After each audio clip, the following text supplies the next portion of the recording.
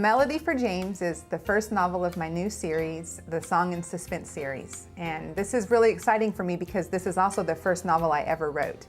If you ask any author out there, they'll tell you that they have a box full of novels, of their early novels, sitting under their bed that will never see the light of day. But I wanted to bring this story out because it's such a good story. When we first meet Melody Mason, on the morning of her wedding day, she discovers that her fiance is with another woman. Devastated, she goes ahead and takes her honeymoon alone and spends 2 weeks in London praying and trying to find direction in her life.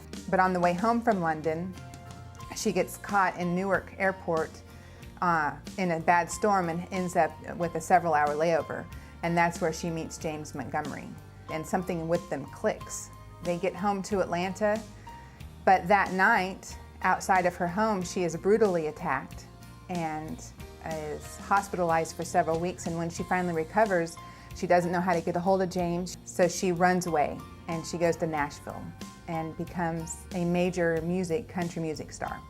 4 years later, she comes home to Atlanta and in an extraordinary circumstance is reacquainted with James.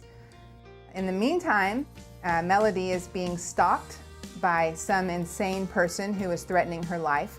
And through the course of events, they discover that the stalker is somehow related to James's wife's murder. What I want people to take away from this book is that no matter how much we step away from God's will, no matter how much we don't understand God's will, or no matter how much we step forward in blind faith, God has promised us in Romans 8 that all things work together for good for those who love Him and who are called according to His purpose. This is my favorite verse in the Bible because it reminds me that no matter how much of a human mess I make in my life, God is always ready to take charge and make it good because He is good and because He loves us. A Melody for James is very exciting, action-packed. Turn the page as quickly as you can on the edge of your seat.